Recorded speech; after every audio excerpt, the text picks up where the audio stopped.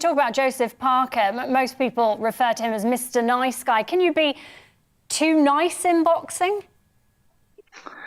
No, it's one of those cases, Rhiannon, where you don't judge a book by its cover. He's a lovely fella. I mean, I've spoken to him several times. He's one of the nicest guys in world boxing. But if he gets Derek Chisora on the hook, and both guys are friendly, by the way, but if he gets him on the hook, he will finish him. And he's still a ruthless finisher in the ring if he gets the opportunity. And I did want to ask about Chisora because he turns 38 later this month. He's had quite the career, but do you think he'll retire if he loses in Manchester tonight? Before, when he's lost fights, going way back to maybe the second Tyson Fury loss, which was years ago, I think 7 years ago. He's very good at reinventing himself. He works very, very hard in the gym. To be the age that he's at, I mean, heavyweights at 37 years old, I mean, if he was lighter, it would be a bigger concern, but heavyweights tend to age, you know, they can carry on a bit longer. So, no, I wouldn't 100% say that he will retire simply because I thought he was going to do it that many times. I don't think he is going to win tonight, so the proof will be in the pudding. I think that Parker wins this one again. You beat me to it. I was going to ask you who your money was on. Thank you very much, Tom. Enjoy the fight later. To rugby, Ulster held off a Northampton Saints fight back to claim victory in the European Champions Cup in Belfast. Rob Herring, Ethan McElroy and a penalty try had the hosts in front with just minutes remaining. George Fairbank's kicking had kept Saints in the game before Alex Mitchell and Craig Gilroy traded second-half scores. A 78th minute Courtney Scozen try threatened an unlikely Saints smash and grab, but Ulster held on to win. Montpellier were awarded a 28-0 win in last night's match against Leinster and France. That's because of the Irish side's COVID cases. 7 European matches between British and French sides have been postponed, including Bath against La Rochelle and Sale v Clermont. Racing 92 were awarded a 28-0 win over COVID-hit Ospreys as well after they pulled out of their game. Harlequins, meanwhile, are at home to Cardiff later and Munster play Castres. Leicester versus Connaught is the only game to go ahead on Sunday. Now, Britain's Andy Murray beat old rival Rafa Nadal in straight sets at the Mubadala World Tennis Championship last night in Abu Dhabi. Murray won 6-3, 7-5 against the 20-time major champion in the semi-finals of the exhibition event. The match was 35-year-old Nadal's first since a foot injury ruled him out of the final months of the 2021 season. Murray will face Russian world number 5, Andrei Rublev, in the final later today. And that's all the sport. We'll be back in just under an hour with more from Stuart. Any news? No. Tea break. Tea break, thank you. And we'll be joined by former Reading, West Brom and Nottingham Forest striker Simon Cox. We'll see you then.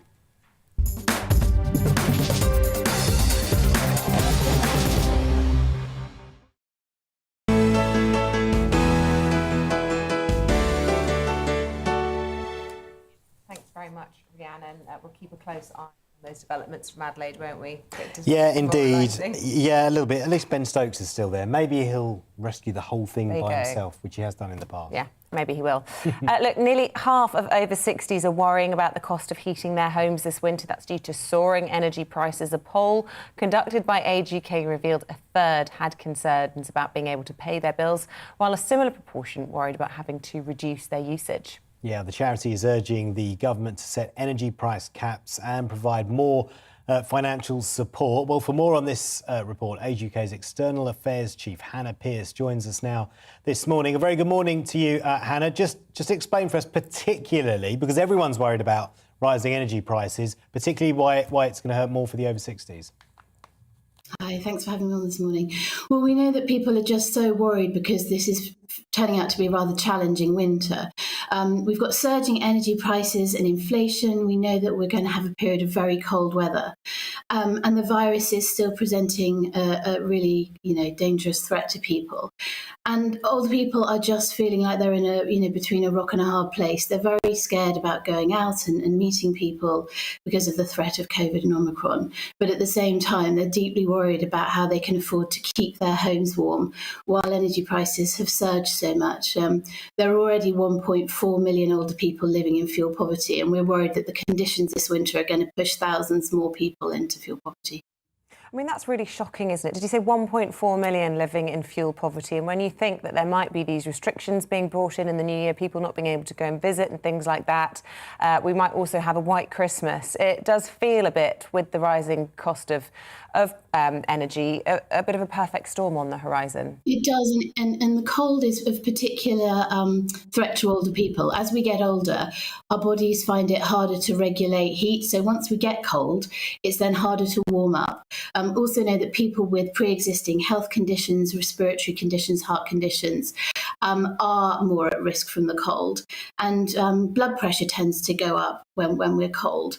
And that again increases the threat of heart attack and stroke. So people are really worried. Over 25,000 older people have contacted us in the last few weeks to explain how worried they are about energy bills. And they're telling us things like they're going to have to wear coats and jumpers indoors, they're going to have to stay in bed longer, they'll just heat one room, or they'll just have to keep the heating on for a couple of hours a day. So it's looking really grim for thousands and thousands of older people, and we think the government need to act. Yeah, talking about this price cap then that's in place at the moment, the government reviews it periodically. Households could be locked into 6-month energy deals under proposals by Ofgem to shake up the price cap, which protects millions of consumers. What do you make about that? So the price cap's been a really important tool for keeping bills affordable. We've already seen that it's been raised once, which has created some real difficulties for people, and we're expecting it to go up again in April. And actually, the price cap isn't guaranteed after the end of next year. So we want the government to do more to assure people that they're going to keep the price cap. But in the meantime, people need more help with their bills. We're suggesting that the government pay everybody who currently receives cold weather payments, that group of people get an extra £50 this winter to pay with their fuel bills, and that will give them the confidence to keep the heating on. What we're worried about is people are scared of their bills and they turn the heating off, and then that has terrible consequences for their health and well-being. And Hannah Pearce, be as stark as you like, really. I mean, when you talk about the consequences for their health and well-being, I mean, is there a correlation between people living in fuel poverty and extreme weather and people dying? I mean, yeah, quite frankly, there are. We've had some really serious excess winter death figures over the past years, and we just don't want to see that happening. We know that the numbers of pensioners living in poverty is increasing generally, and we're worried that this winter it'll be more thousands of people living in fuel poverty, completely stuck. They are living on low fixed incomes and they have no way of affording those bills. So we need to suggest that those people keep the heating on, ask for help. They can call Age UK's helpline. They should call their energy providers. But the most important thing for them is to keep warm and keep well. So this news about a potential mini lockdown after Christmas, it makes the problem even worse, I guess. Yes, because I think we're not seeing that there's an end in sight. We're going to get through Christmas, but the cold weather isn't going to end then, and it doesn't look like the COVID restrictions are going to end anytime soon. So, I think that the government really need to look hard at what they want to do and how they want to prioritise helping people through this. We know it's not just older people facing fuel poverty, but there are hundreds of thousands of families and older people struggling to pay their bills this winter, and we think there's more that could be done to help them. Well said. Hannah Pearce from Age UK, good to talk to you this morning. Thanks very much indeed. Some really good advice to anyone who's got loved ones they're worried about during the cold winter months, or indeed if you are yourself living in fuel poverty and worried about that. So grateful to Hannah for coming on. Should we do a quick look at what you guys have been saying on the stories? What's the mood out there? Well, on Boris Johnson, Tony says the 1922 committee leaders are already of a mind to ditch Boris. This allows a new PM a couple of years before the next general election. It's a matter of time. On Partygate, Andy says, isn't Simon Case a civil servant? He's not an MP or a Conservative. How is this being pinned on Boris? I've no love for the man, but be fair, it's like blaming the CEO of Asda for a violation at Tesco. Yeah, although earlier we were speaking to a political correspondent, professor, I should say, who was making the point that the PM does appoint Simon Case. So in that way, that's kind of where the link is, if you take that into account. Do you think that it's just Conservatives having parties? I suggest they're all probably as bad as each other. And if we sacked everyone in Parliament who'd have been involved in a party, there'd be significantly fewer politicians left. Yeah, listen, we're really enjoying reading your messages this morning. Keep them coming in. GBviews at gbnews.uk. Here's your weather first. It's time to remind ourselves there's always another winter. Canary Islands sponsors the weather. Hello, good morning. It's a grey start to the day for many of us. We've got some dense fog out there and it's feeling pretty cold as well. But high pressure is in charge of our weather through this weekend. So for most of us, it will stay dry and the winds will be light. Let's take a look at the bigger picture then, and with the high sat just to the east of the UK, it is bringing a lot of cloud and the risk of some dense fog across the UK, particularly this morning where we have a fog warning in place across some eastern parts of England. That's where the fog is pretty dense. Visibilities are poor, so the travelling conditions will be quite tricky. Elsewhere, a lot of cloud out there as well, so not much in the way of sunshine, but I am hopeful that we will see some more sunshine developing through the day, particularly for Scotland, maybe parts of northern England, and indeed for Northern Ireland as well. But under the fog, temperatures will struggle to get only a few degrees above freezing, and for many, it'll feel cold out there, even towards the southwest, because of a keen easterly breeze. Now, through this evening and overnight, we'll see that fog become more widespread again, spreading into parts of Wales and also the southwest of England as well. So again, if you are travelling out through this evening or indeed overnight, it will be quite dense at times, that fog, so it will make for poor visibility. Where we see some clearer skies for Scotland and northern England, the risk of some frost in places. Winds becoming lighter down towards the southwest, though, as we go through Sunday morning. So for many, Sunday is grey. It is quite a murky picture out there, but through the day, we'll see a few holes developing in that cloud. Parts of southwest England, for Wales as well, and indeed for parts of Scotland. So where the sunshine comes out, it won't feel too bad. But again, under the cloud and the fog, those temperatures struggling, and for many, temperatures just gradually coming down over the next few days. Now, as we head into the Christmas week, it stays settled with high pressure in charge, often cloudy skies, some brightness at times, and our temperatures continuing to slide away, particularly chilly by the time we get to Wednesday. Bye-bye. Canary Islands sponsors the weather.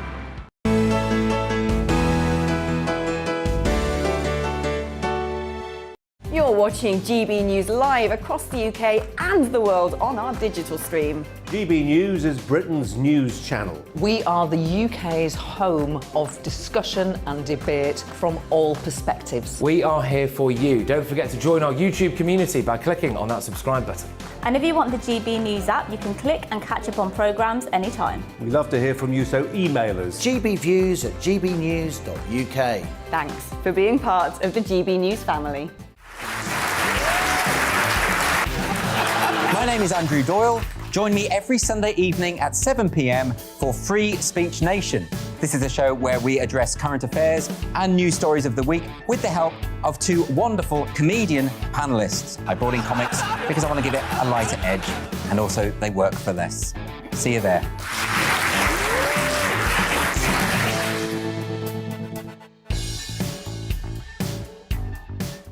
Join my show Farage, 7 p.m. till 8 p.m. Monday through Thursday, and there you will get opinion, analysis, debate, and I'll cover stories that nobody else dares to touch. And then for the last 15 minutes, talking pints.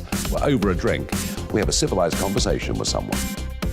We very often disagree, but we do it in a grown-up way. Come and join me on Farage.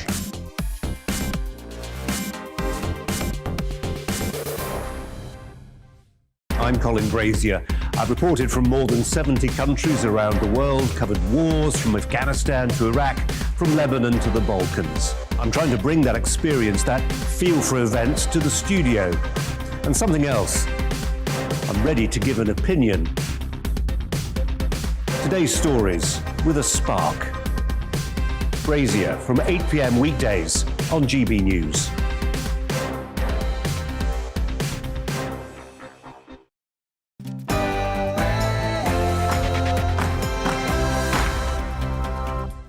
Very good morning to you. You're watching The Great British Breakfast here on GB News with Paul Hawkins and Isabel Webster. Our top story this morning: we might be free to meet up with friends and family this Christmas, but is a lockdown looming before the new year? We'll have all the details of a proposed national circuit breaker. Also this morning, Rishi Sunak has attempted to put pub owners and restaurateurs' panic at ease after the Chancellor held crisis talks yesterday. Will the hospitality industry survive being forced to close yet again?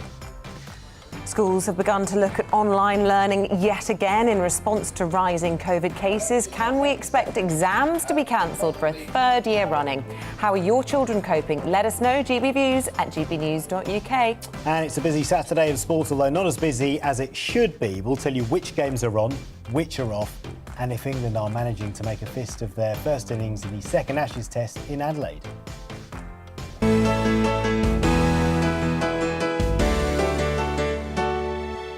Very good morning to you. We start with calls from Labour for the police to reopen its investigation into lockdown breaches in Downing Street and other government departments after the man responsible for handling the inquiry into those alleged Christmas parties was accused of holding a Christmas party himself in his own office. Yeah, that's right. The Cabinet Secretary, Simon Case, has stood down from handling the investigation as details emerged of a Christmas quiz for members of his team held 24 hours before the now infamous Downing Street party in December of last year. Case had been asked by the Prime Minister to lead the inquiry, but has now been replaced by Sue Gray, who works in Michael Gove's department for levelling up housing and communities. Yeah, Labour's Deputy Leader, Angela Rayner, says the PM is to blame, having overseen months of sleaze scandals and accusations of turning a blind eye to rule breaking. Well, I think Boris Johnson has set the tone for his government, and he lives by one rule for him and another rule for everyone else. And I think, you know, people can see through that now, and it's incredibly hard to believe that no one in government knew that these parties were happening. And there's a huge amount of evidence now. So I do believe that the investigation that Sue Gray is going to be leading up, there's evidence there. They need to carry that investigation out very swiftly to restore the public trust and then hand over that evidence to the police, because nobody's above the law. Well, meanwhile, government officials are preparing plans for a possible 2-week circuit breaker lockdown after Christmas to prevent hospitals being overrun with Omicron cases in the new year.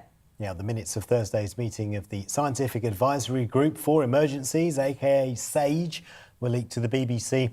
And they reveal calls for return to lockdown measures, including a ban on meeting indoors, restaurants and pubs forced to offer table service only, and friends and family only able to socialise outdoors in groups of up to 6 people.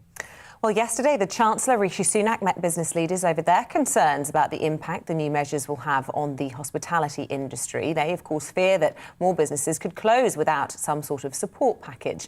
Well, joining us now to discuss how a circuit breaker will affect their businesses as we go into the new year is Peter Gordon. He's the International Hospitality Consultant. A very good morning to you. Then these headlines will not be meeting you with much pleasure this morning. No, it's not. Good morning to you both, actually. Morning. No, it won't. I mean, the trouble we've got is it's a crucial time for the industry now at Christmas. We rely on Christmas for the finances to take us through the January and February months and March months. Well, that is really, really hard, because if we aren't building up the cash reserves within the businesses, we are very stuck. For me, I think, you know, we should really try and revert back to have that 5% VAT to give us a little bit of relief for the business industries, because if they're going to pay 20% when it comes into April, it's going to be very, very tough. And a lot of businesses are going to go out of, they're just not going to survive. I am concerned, very concerned. Those who don't work in the hospitality industry and maybe they're not too fond of going to a restaurant or a pub, they're not too fussed, just explain for us how significant the whole hospitality sector is to the British economy. Well, if you think about it, I believe there's 1 in 10 people work within the industry are working in the population. So if you think of that, we're very important to the government. We're very important to the whole economy because of the tax that we actually give to the government, and obviously that pays for a lot of things, as we already know. All we want to do is know where we stand within the industry, because we do need financial help, because I'm in the middle of it and I see already owners making decisions and sort of saying, can we afford to keep this person on? Can we afford to, should we be closing our hotel? Do we close early? And that's very, very difficult. But also, if you think about it, the government is sending out the warning about the Omicron, which I totally understand. But we as hoteliers, restaurateurs, tourism, want to make sure all of our teams are safe as well. So we don't really want them working if it's not safe. But we need clear direction and financial support so we survive when we get through to those sort of April, March, whatever is going to happen in the future. We hear that Rishi Sunak obviously met with industry leaders yesterday. He'll obviously be part of the Cobra meeting that will be taking place tomorrow. We don't know if perhaps a package of measures may soon be announced. But so far, he has been pointing towards the fact that local councils do have support money for businesses ongoing at the moment to the tune of $210 billion. Do you think that is enough of a support package, or do you want to see further measures announced this week? I'd like to see further measures announced, and I'd like to see it very, very clear. Like when we had the lockdown, it was clear. They did say what was going to happen and how we would manage the hospitality industry, which did help.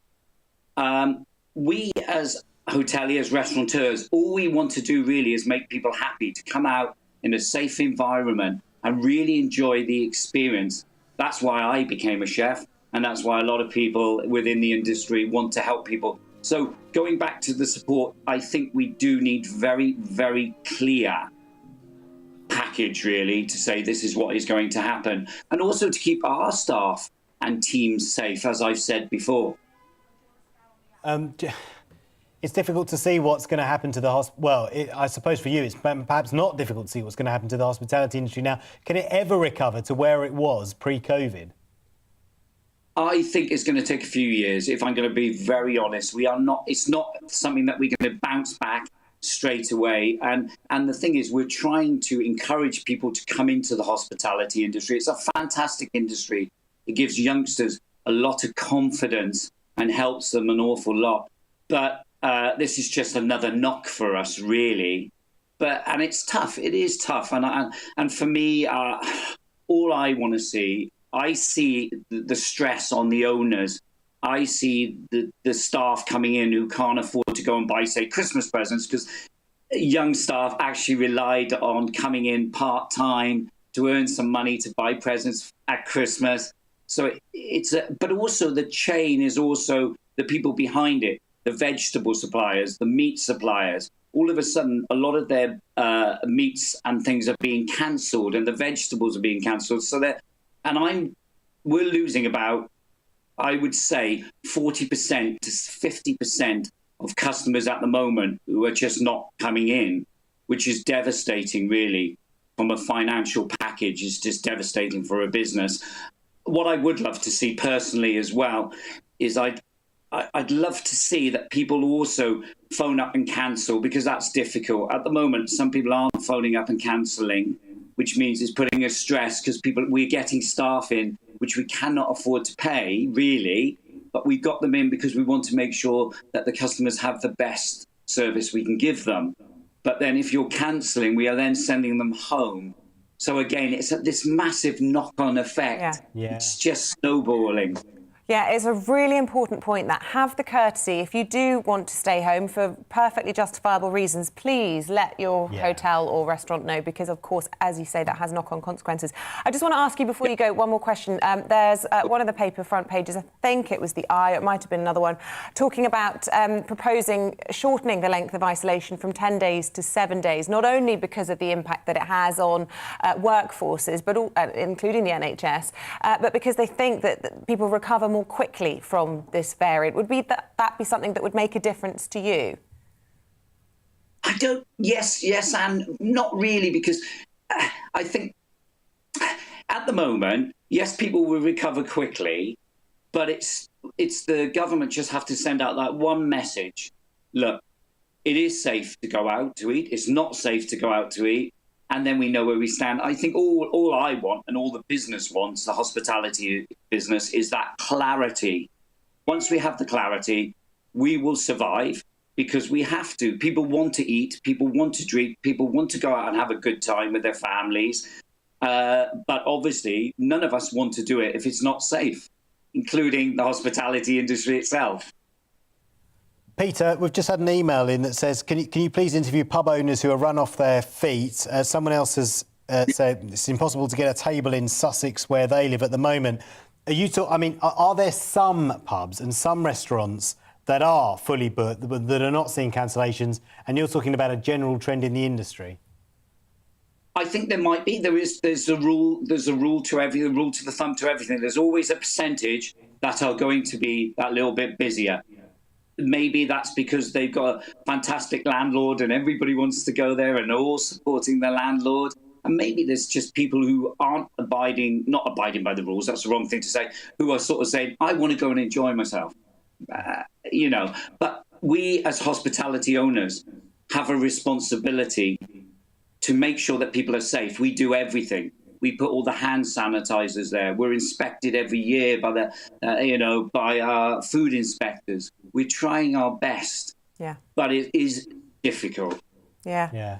Peter Corton, international hospitality consultant, thank you for so eloquently putting the case to us this morning and to our viewers, and hopefully to policymakers as well, the case for more support for the hospitality sector. Yep, it is 11 minutes past 9. You're watching the Great British Breakfast. We're going to bring you some of the other news this morning, starting with that terrible story from South London. The father of 2 sets of twin boys who died in a house fire after being left home alone has spoken of the devastating impact on his family. Dalton Hoth described the children named by family members as Kyson and Bryson, aged 4, and Leighton and Logan, aged 3, as bright, caring, lovable boys. A 27-year-old woman was arrested on suspicion of child neglect after the blaze ripped through the house in Sutton on Thursday night. Racecourses, Christmas markets and football grounds are among almost 3,000 sites becoming temporary vaccination centres this weekend.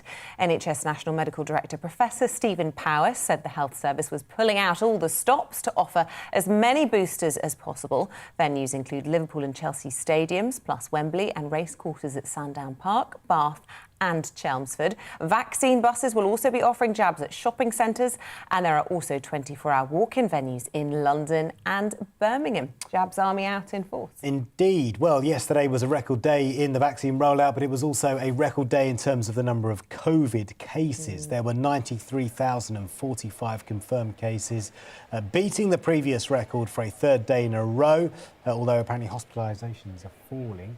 As Omicron becomes the dominant variant across the country. Hospitalisations are also up week on week, but only by 8%, whilst the number of people dying within 28 days of a positive test has fallen by nearly 5%. The government getting closer to its target of 1 million booster jabs a day, with more than 936,000 doses given out yesterday, 861,000 of which were boosters. The Republic of Ireland has announced a new COVID curfew. Pubs and restaurants there will have to close at 8 p.m. under new rules, which come into force from tomorrow night until the end of January. There'll also be a cap on the number of people who can attend events, which will be limited to 50% capacity, up to a maximum of 1,000 indoors and 5,000 outdoors. Strict rules are also in place if you're a close contact of someone with COVID and have yet to have a booster jab. Yeah, let's get a quick update on what's happening in Adelaide on day 3 of the second Ashes test. Then at the moment, England in the final session of the day, I think it is. They're currently 201 for 6. Ben Stokes is there on 15. Chris Woakes is with him on 24. So England way behind Australia at the moment, who made 473, I think it was, in their first innings. So Australia very much on top in the second Ashes test. Glad you're here to help us with all things cricket related. On to the weather now, something I'm a bit better at. Misty and murky, I'm afraid, across most of the UK, although it should stay dry. Parts of Scotland and Northern Ireland will enjoy some sunshine, but it's going to feel cold out there, despite highs of 11 degrees.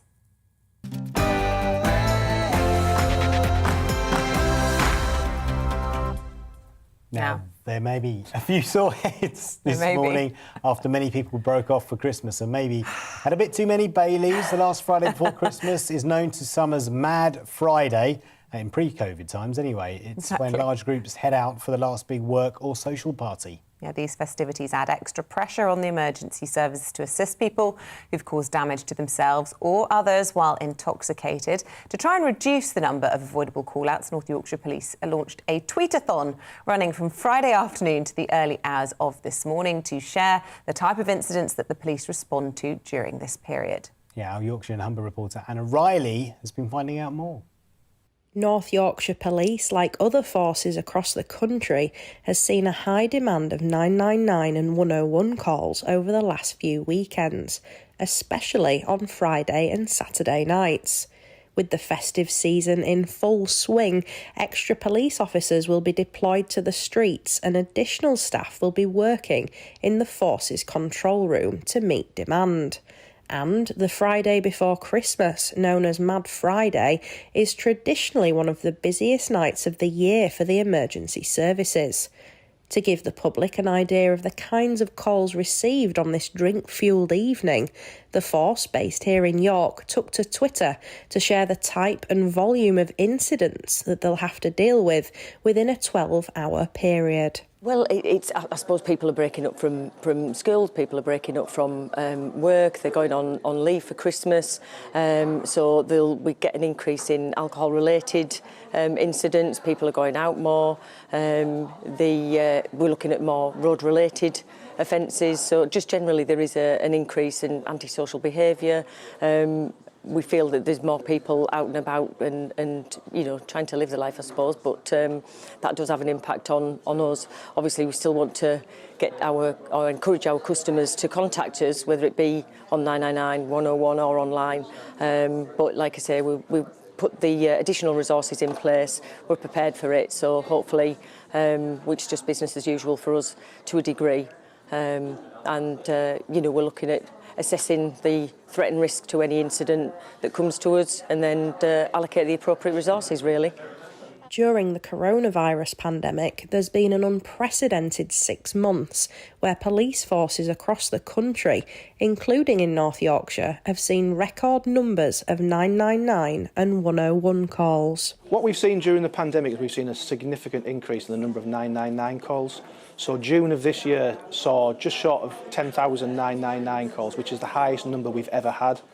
September was the highest number, any September, then October, then November.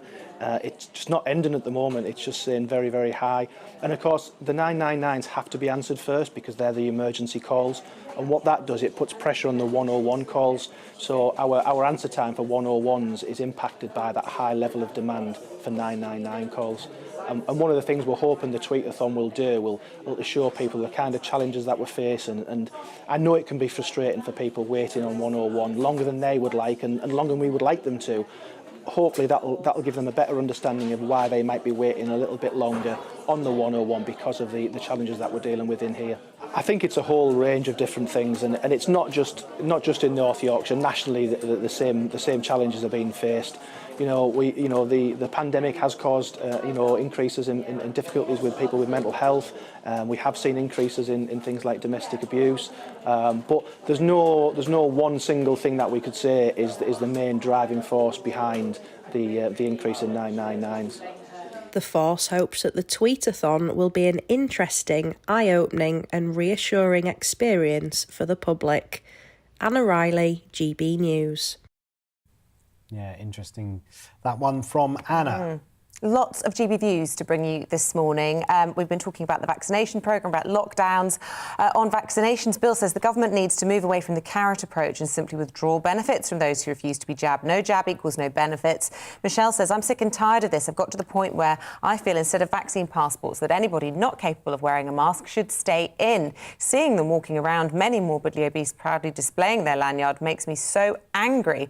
It's those that could end up in a hospital bed. Keep everything open but no mask means no entrance. Yeah, and we've also been telling you about this reports that the group of scientists that advise the government are saying there should be a circuit breaker after Christmas, a 2-week kind of lockdown. And so some of you have been getting in touch with us this morning on that.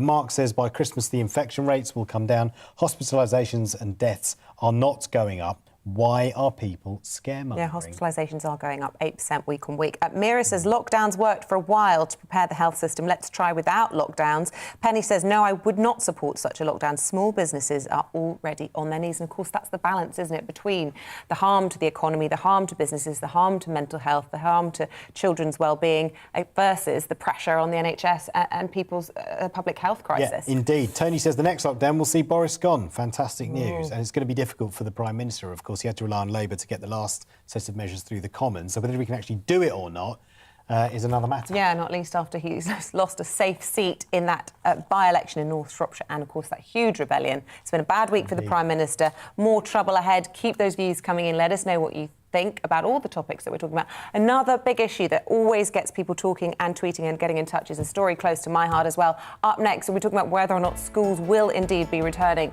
after the Christmas holidays. Many schools have been prepared for online classes. We'll be speaking to the Sunday Times Education and Families editor. But first, here's your weekend forecast.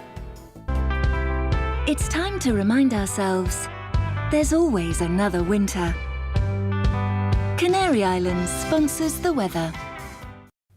Hello, good morning. It's a grey start to the day for many of us. We've got some dense fog out there and it's feeling pretty cold as well. But high pressure is in charge of our weather through this weekend. So for most of us, it will stay dry and the winds will be light. Let's take a look at the bigger picture then, and with the high sat just to the east of the UK, it is bringing a lot of cloud and the risk of some dense fog across the UK, particularly this morning where we have a fog warning in place across some eastern parts of England. That's where the fog is pretty dense. Visibilities are poor, so the travelling conditions will be quite tricky. Elsewhere, a lot of cloud out there as well, so not much in the way of sunshine, but I am hopeful that we will see some more sunshine developing through the day, particularly for Scotland, maybe parts of northern England, and indeed for Northern Ireland as well. But under the fog, temperatures will struggle to get only a few degrees above freezing, and for many, it'll feel cold out there, even towards the southwest, because of a keen easterly breeze. Now, through this evening and overnight, we'll see that fog become more widespread again, spreading into parts of Wales and also the southwest of England as well. So again, if you are travelling out through this evening or indeed overnight, it will be quite dense at times, that fog, so it will make for poor visibility. Where we see some clearer skies for Scotland and northern England, the risk of some frost in places. Winds becoming lighter down towards the southwest, though, as we go through Sunday morning. So for many, Sunday is grey. It is quite a murky picture out there, but through the day, we'll see a few holes developing in that cloud. Parts of southwest England, for Wales as well, and indeed for parts of Scotland. So where the sunshine comes out, it won't feel too bad. But again, under the cloud and the fog, those temperatures struggling, and for many, temperatures just gradually coming down over the next few days. Now, as we head into the Christmas week, it stays settled with high pressure in charge, often cloudy skies, some brightness at times, and our temperatures continuing to slide away, particularly chilly by the time we get to Wednesday. Bye-bye. Canary Islands sponsors the weather.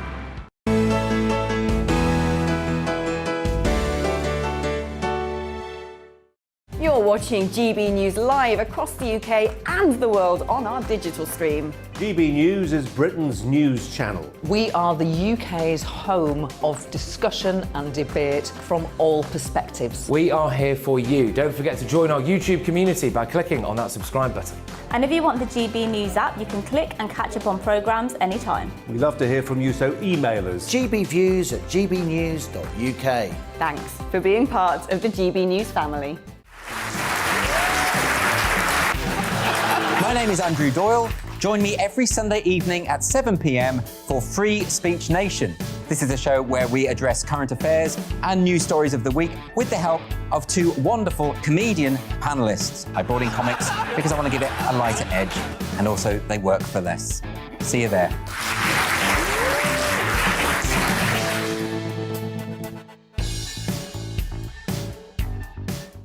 Join my show Farage, 7 p.m. till 8 p.m. Monday through Thursday, and there you will get opinion, analysis, debate, and I'll cover stories that nobody else dares to touch. And then for the last 15 minutes, talking pints. We're over a drink. We have a civilised conversation with someone. We very often disagree, but we do it in a grown-up way. Come and join me on Farage.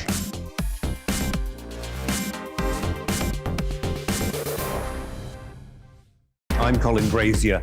I've reported from more than 70 countries around the world, covered wars from Afghanistan to Iraq, from Lebanon to the Balkans. I'm trying to bring that experience, that feel for events, to the studio.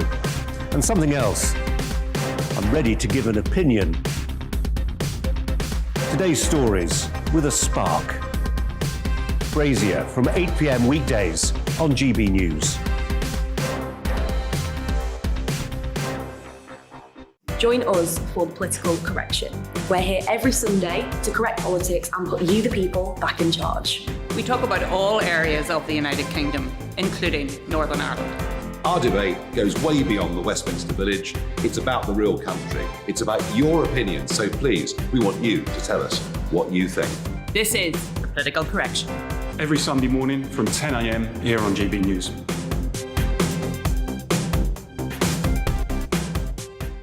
You're watching GB News live across the UK, the world, and our digital stream. GB News is Britain's news channel. We are the UK's home of discussion and debate from all perspectives. We're here for you. Don't forget to join our community by hitting the subscribe button. And download the GB News app so you can click and catch up on programmes anytime. We love to hear from you. Email us at gbviews@gbnews.uk.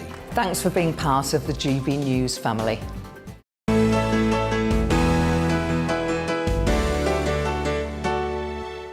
Welcome back to the Great British Breakfast. Good to have you with us this Saturday morning. We're going to talk about the impact that these COVID restrictions could have on schools, because across the UK, some are considering a return to online learning in January, similar to the measures seen this time last year. And more than 30 local authorities in England have already begun to move classes online in an attempt to reduce COVID transmissions in schools.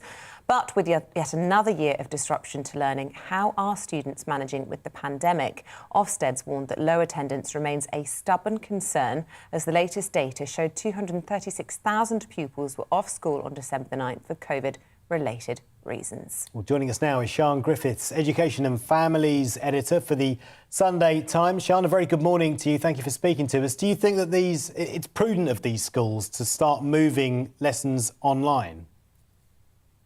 Morning. Well, I think what they're doing is they're warning parents that they may have to move lessons online in January.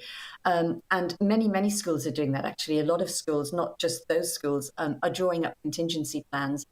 I've been talking to head teachers who are preparing letters to go out to parents in January because they simply don't know what the situation will be. So I think it's, given that schools are breaking up now for Christmas, I think what they're doing actually is quite sensible, in that if they don't put their contingency plans in place now, if they can't go back in January and they haven't made provision for children to take laptops home over the holidays, or teachers to be prepared to teach remote classes, then they could be faced with a very, very difficult situation in the new year.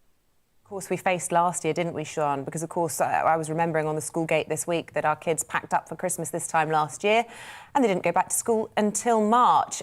My son's school this week sent out a survey to all parents. We had to reply within 24 hours to let the school know what our tech circumstances were, so that they could do a bit of an audit and work out which children needed support should the schools not reopen. Of course, the union's incredibly powerful in all of this.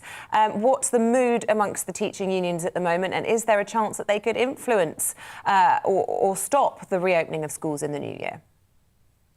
I don't think the teaching unions want to stop the reopening of schools, to be fair to them. I think everybody at the moment is just in this position where we don't know what's going to happen in January. We don't know how bad the situation is going to be. So everybody's slightly flying in the dark. I think what head teachers have done is try to put in these contingency plans just in case in January they can't reopen fully. I mean, it does feel a bit like Groundhog Day, because this time last year there was, as you say, a really similar situation. The government was insisting that schools were going to reopen in the new year. I think they opened for a day and then they were closed again, and you know, everything was closed down. And I think schools head teachers are feeling, is this going to happen again? If it is, we've really got to be prepared this time, because if kids don't have their laptops at home and teachers haven't planned for remote lessons, then, you know, the start of term, nobody's going to get any learning at all if schools do have to close.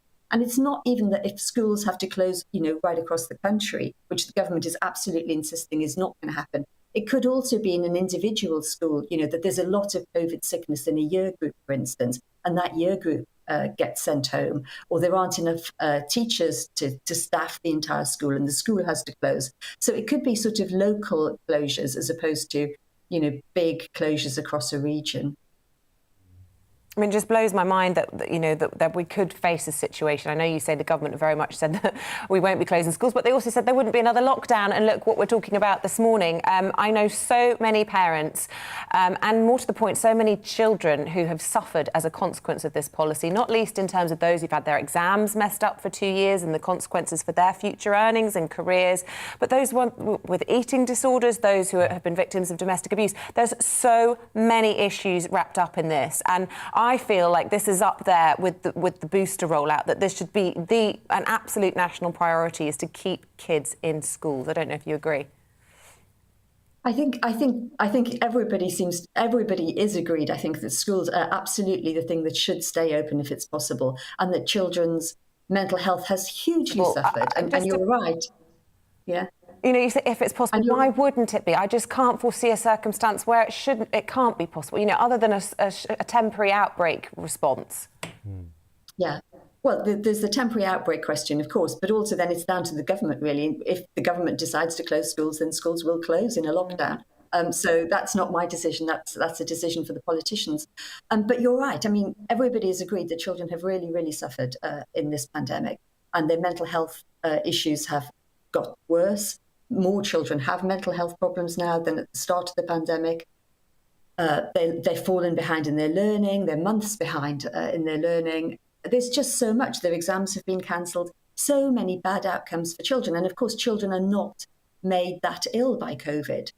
So the risks are not that high to them. So it seems particularly unfair that they've had this burden. I think what Boris Johnson was saying last week was if it would help if children could be vaccinated, more children could be vaccinated.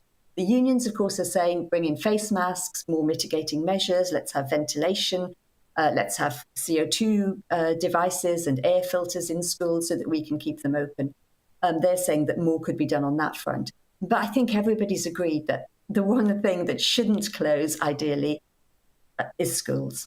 Yeah, and the kids are also losing out on socialisation, which is an important part of development as well.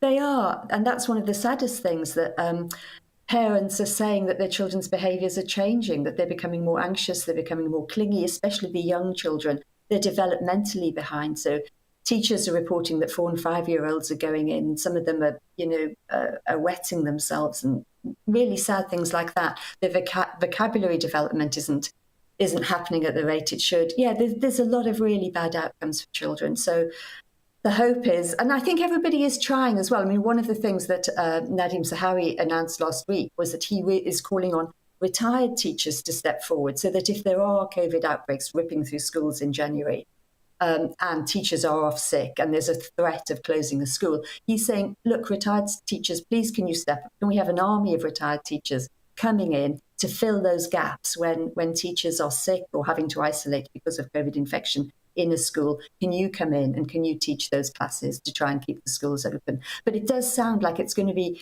it's going to be a big, big challenge. I mean, the idea that we're going to have to call on retired teachers to keep the schools open suggests the scale of the problem that could be ahead in January. Look, Nadeem Zahawi had such a big success, didn't he, as vaccines minister. Let's hope he's more successful in the role as Education Secretary as his predecessor, Gavin Williamson. Sian Griffiths, really interesting to talk to you. I really hope we don't have to talk to you again in the new year about any closures. Yeah. Right, well, as we've already mentioned this morning, the UK could soon be facing a circuit breaker of tighter restrictions as Omicron cases soar. On Friday, another record number of daily COVID cases was announced for the third day in a row, with more than 93,000 infections, but there was also a record 861,306 booster jabs announced. That's the highest daily total so far. Imperial College London recently released findings that showed that a booster jab reduced the likelihood of a severe illness by 85%, but the UK would have to wait before we see this actively affecting rising hospital numbers. Well, joining us now is Dr. Bharat Pankania, Senior Clinical Lecturer at the University of Exeter Medical School. Dr. Pankania, welcome to the Great British Breakfast. Good to have you with us this morning. This talk about a potential sort of mini circuit breaker lockdown after Christmas, what do you make of it? I hope we don't need to go down that route. And it's ever so easy not to have a circuit breaker. And the easiest things to do are to give clear, succinct messages that this is a person-to-person spread of infection. If you apply your brakes to wherever the person-to-person spread of infections happens, you keep the case numbers down. Unfortunately, a perfect storm. We have the parties, we have the people gathering, we have the autumn-winter period, and we have a highly infectious variant amongst us as well. So the field has become extremely dynamic and things are changing by the day. And you talk about the mixed messaging. I mean, the press conference from the number 10 briefing room this week was a point in case, wasn't it? You had the Chief Medical Officer, Sir Chris Whitty, giving quite a different message from the Prime Minister. And of course, it's incredibly hard for us lay folk to know quite what to do. What's your advice? Would you say follow Chris Whitty and make those decisions about Christmas parties and things based on who your priorities are? Who do you want to spend Christmas Day with? If you don't want to get ill, spend the next week or so being extremely careful. You're absolutely right. Professor Chris Whitty, Chief Medical Officer, was applying the absolute science, which is this thing is person-to-person spread. If you are in a closed room with lots of people with an infectious variant amongst your midst, you are exposing yourself to something that will infect you. And it's much better to apply those brakes, reduce your parties, reduce your interactions. And one more thing that I think most people in government would find it difficult to say is wear a mask, but wear a good quality mask. So I was just scanning around my desk and I found something, here is a good quality mask. This is sort of thing that people really need to swap to, especially if they are in a sensitive area like crowded bus, tube, train, those sort of places. That mask will protect the wearer, will protect others too. It's those sort of measures that will really stop the very steep rise in number of cases. Yeah, some people are getting in touch with us this morning saying that the death rate is actually falling slightly.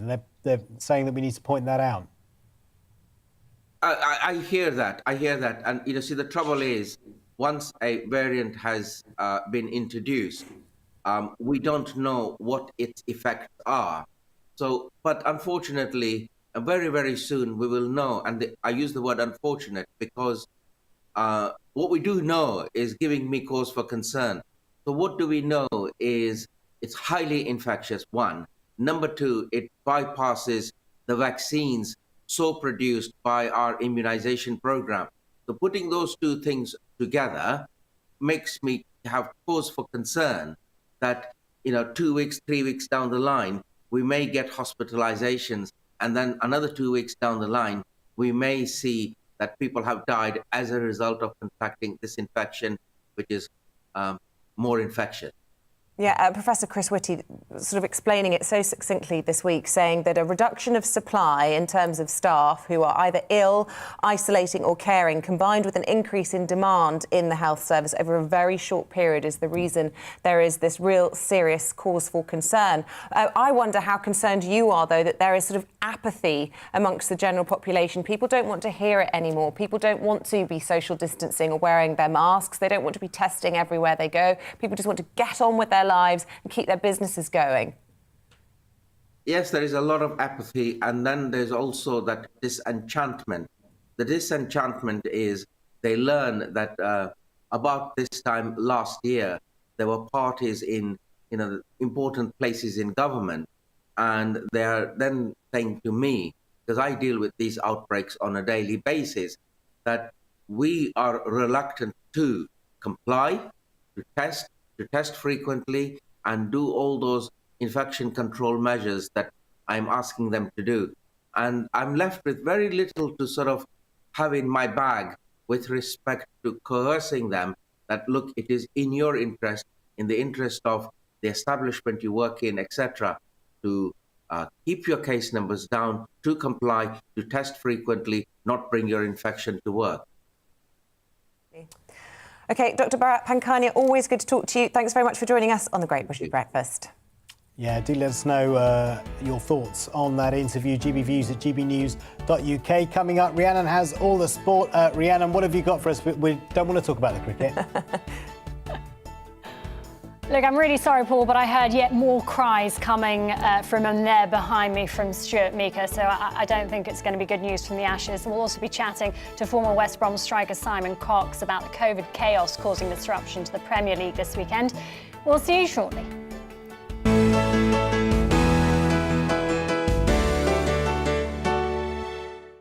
You're watching GB News live across the UK and the world on our digital stream. GB News is Britain's news channel. We are the UK's home of discussion and debate from all perspectives. We are here for you. Don't forget to join our YouTube community by clicking on that subscribe button.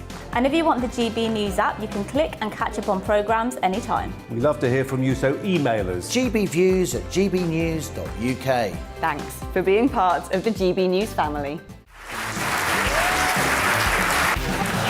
My name is Andrew Doyle. Join me every Sunday evening at 7 p.m. for Free Speech Nation. This is a show where we address current affairs and news stories of the week with the help of two wonderful comedian panellists. I brought in comics because I want to give it a lighter edge, and also they work for less. See you there.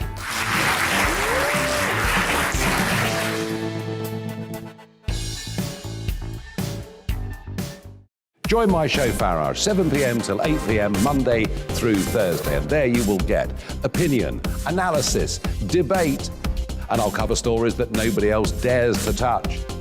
And then for the last 15 minutes, talking pints. We're over a drink. We have a civilised conversation with someone. We very often disagree, but we do it in a grown-up way. Come and join me on Farage.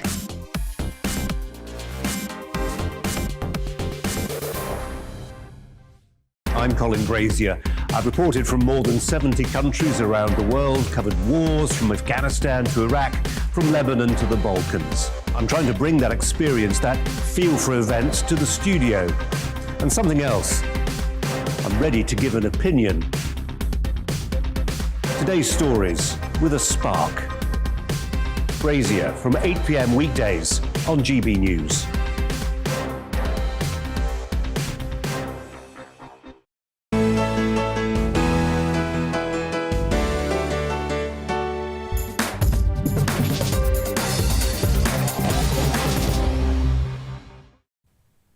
Well, they're dropping like flies, so I don't even know whether producer Greg can keep up with the scripting. But after a good first session on day 3 of their second Ashes test with Australia in Adelaide, England are now struggling to reach the follow-on target. Joe Root and David Malan put on a partnership of 138 before both were caught by Steve Smith after lunch. England collapsed from 150 for 2 to 169 for 6. Is that right, Stuart? Are we up to date? Am I doing all right so far? 220 for 9. You'll give us an update. It's OK. Ollie Pope was out for 5. Joss Butler and Ollie Robinson were out for ducks. Chris Wokes offered some resistance with 24, but was also dismissed. Former England bowler Stuart Meeker has been with us throughout the morning, delivering less than cheery updates throughout the morning. Ben Stokes was still out there just before we came to air, but has just been bowled out. Yeah, so sadly, it's pretty grim. Me and Paul have had this little spat on Twitter about who's more positive and who's being very negative. Paul currently winning that battle, I'm afraid. Yes, Stokes just got out. He was obviously trying to provide a bit of impetus, shall we say, to get past the follow-on total, 200 runs behind. He's just gotten out, unfortunately, which means it's brought Broad and Anderson are both at the crease on naught. You'd probably say history would dictate they're not going to stick around for too much longer. And then the question is whether Australia decide to put England in to bat again under the lights with the new ball, make early inroads, and obviously they haven't bowled an awful lot. Or do Australia see that it's the start of the series, put England's bowlers back out there, get some more miles into legs, tire them out for the rest of the series. It's a fairly fastish turnaround to Boxing Day, and really grind them into the ground at the start of the series. Let's be fair, there's not much reason for optimism at this stage, is there, though? I try to be as positive as I can, but unfortunately, they're making it slightly difficult for me right now. So, yes, It's not looking great. Well, good effort. Thanks for trying to be as optimistic as you possibly can, given the circumstances, Stuart. COVID disruption, meanwhile, continues to wreak havoc on the Premier League. Just 2 fixtures going ahead today after yet more postponements. 5 of the 10 matches due to take place this weekend have been called off, and possibly more to come. 4 of those were scheduled to take place this afternoon, including Manchester United against Brighton. I could take you through them, but it's probably easier if I just tell you which games are still going ahead as things stand. The only 2 games are Aston Villa against Burnley and Leeds against Arsenal. Well, health-wise, I hope that we are doing everything that we can to protect everybody. Obviously, the vaccine protocols are in place. Everybody's trying to do the best, and I'm sure with everything that we are doing, we can do our best to maintain everybody healthy.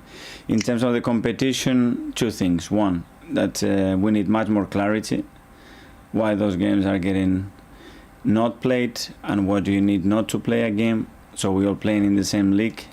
Because at the end, the most important thing is that we are able to maintain within the context the fairness of the competition, and for me this is a big thing now. Well, 19 fixtures in total that were due to be played across all 3 divisions of the English Football League on Saturday, or today rather I should say, have been postponed. Joining us now is former West Brom, Nottingham Forest and Republic of Ireland striker Simon Cox. A very good morning to you, Simon. Or not such a great morning, really, if you're looking forward to Premier League fixtures this weekend. Let's start with the COVID chaos. You spent the last part of your playing career, actually, interestingly enough, in Australia, in a bubble, just as COVID hit. How does this sort of disruption affect the players? Yeah, good morning. It's not great. Obviously, they prepare all week for a game on a Saturday or a Sunday, and then to be told 24, 48 hours before kickoff that you're not going to be playing, it disrupts all kind of preparation. So, listen, it is about player welfare. It is about making sure that everyone stays safe and making sure that, you know, the football continues. If it's a case of shutting down for a couple of weeks, then and allowing people to enjoy Christmas with their families, then so be it. As long as we make sure that everyone stays safe.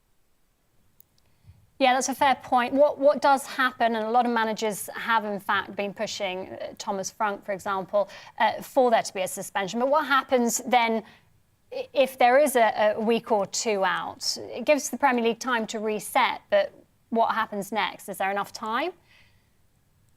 Yeah, there will be. You know, I'd imagine that especially Premier League and sort of Championship teams will allow their players to go home. They'll undoubtedly have home gyms at their houses, so they'll be given programs to do throughout that time to maintain fitness.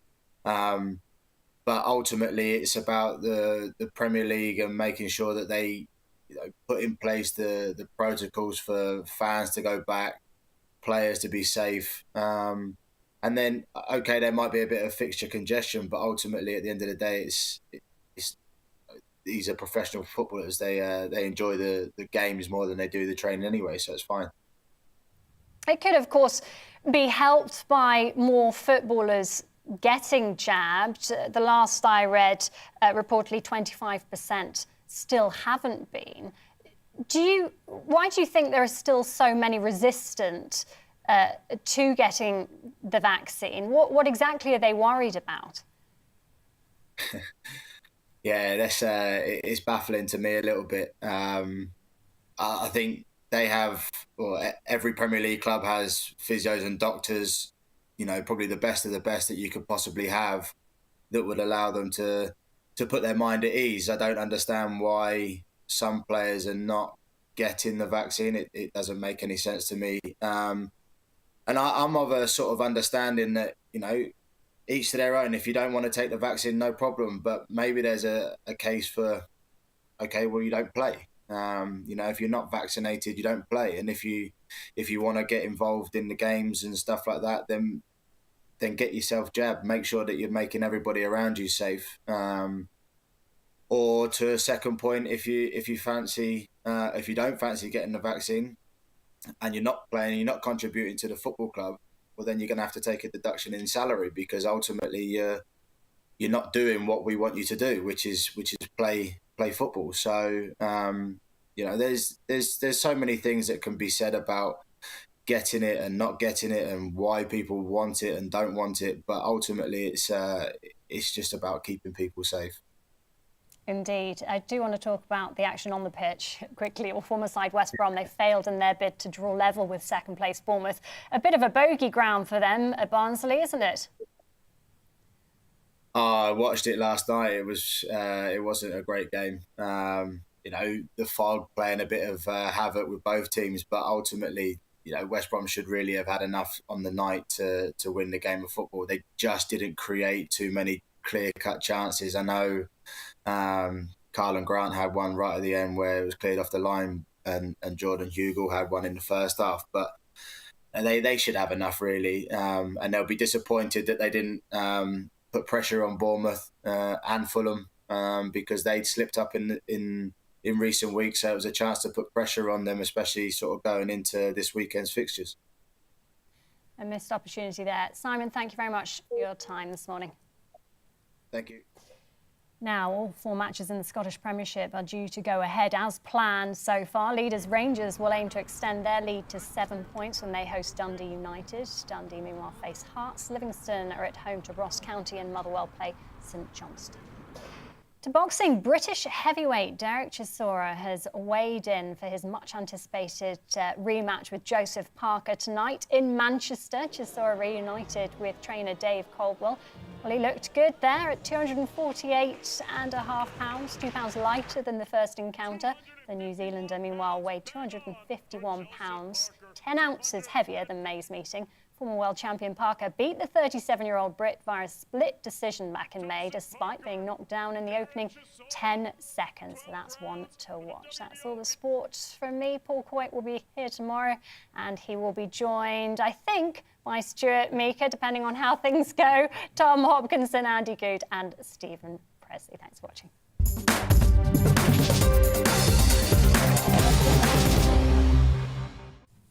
Thank you very much to Rhiannon and the team. It is 9:52. Let's just take you through some of the other morning's news. The father of 2 sets of twin boys who died in a house fire in South London after being left home alone has spoken of the devastating impact on his family. Dalton Hoth described the children named by family members as Kyson and Bryson, aged 4, and Leighton and Logan, aged 3, as bright, caring, lovable boys. A 27-year-old woman was arrested on suspicion of child neglect after the blaze ripped through the house in Sutton on Thursday night. Racecourses, Christmas markets and football grounds are among almost 3,000 sites being opened up as temporary vaccination centres this weekend. NHS National Medical Director Professor Stephen Powis said the health service was pulling out all the stops to offer as many boosters as possible. Venues include Liverpool's Anfield Stadium, as well as Stamford Bridge and Wembley, and racecourses at Sandown Park, Bath and Chelmsford. Vaccine buses will also offer jabs at shopping centres, and there are 24-hour walk-in venues in London and Birmingham. Yeah, well, yesterday was a record day in the vaccine rollout, but it was also a record day in terms of the number of COVID cases. There were 93,045 confirmed cases.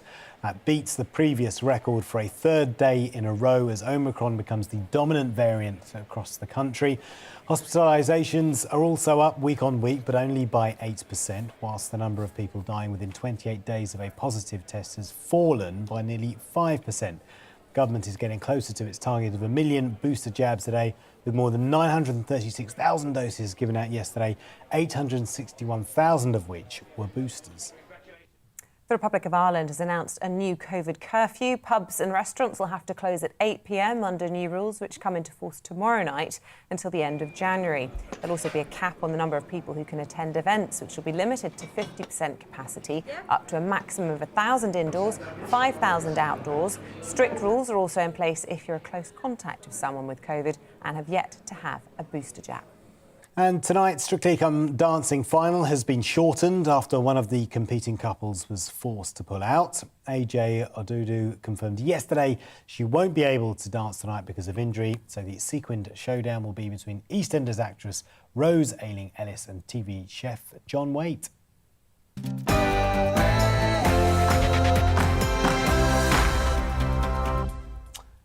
That's almost the end of the programme. It is. Lots of Almost GB the end News of to get through today. before then. On schools, Joan has said, this is total nonsense. Leave our kids alone.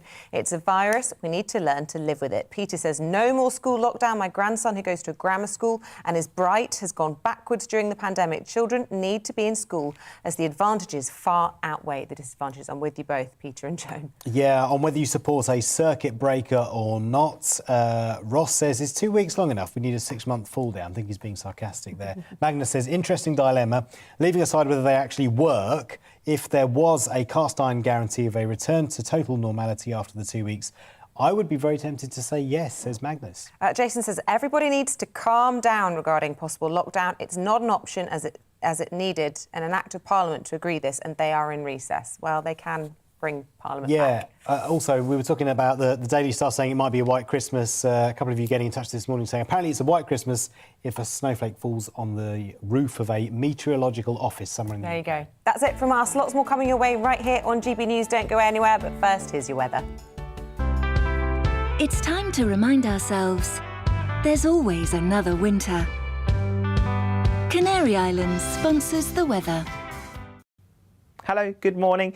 It's a grey start to the day for many of us. We've got some dense fog out there and it's feeling pretty cold as well. But high pressure is in charge of our weather through this weekend. So for most of us, it will stay dry and the winds will be light. Let's take a look at the bigger picture then, and with the high sat just to the east of the UK, it is bringing a lot of cloud and the risk of some dense fog across the UK, particularly this morning where we have a fog warning in place across some eastern parts of England. That's where the fog is pretty dense. Visibilities are poor, so the travelling conditions will be quite tricky. Elsewhere, a lot of cloud out there as well, so not much in the way of sunshine, but I am hopeful that we will see some more sunshine developing through the day, particularly for Scotland, maybe parts of northern England, and indeed for Northern Ireland as well.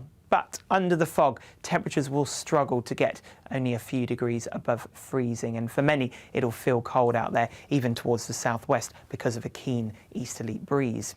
Now, through this evening and overnight, we'll see that fog become more widespread again, spreading into parts of Wales and also the southwest of England as well. So again, if you are travelling out through this evening or indeed overnight, it will be quite dense at times, that fog, so it will make for poor visibility. Where we see some clearer skies for Scotland and northern England, the risk of some frost in places. Winds becoming lighter down towards the southwest, though, as we go through Sunday morning. So for many, Sunday is grey. It is quite a murky picture out there, but through the day, we'll see a few holes developing in that cloud. Parts of southwest England, for Wales as well, and indeed for parts of Scotland. So where the sunshine comes out, it won't feel too bad. But again, under the cloud and the fog, those temperatures struggling, and for many, temperatures just gradually coming down over the next few days. Now, as we head into the Christmas week, it stays settled with high pressure in charge, often cloudy skies, some brightness at times, and our temperatures continuing to slide away, particularly chilly by the time we get to Wednesday. Bye-bye.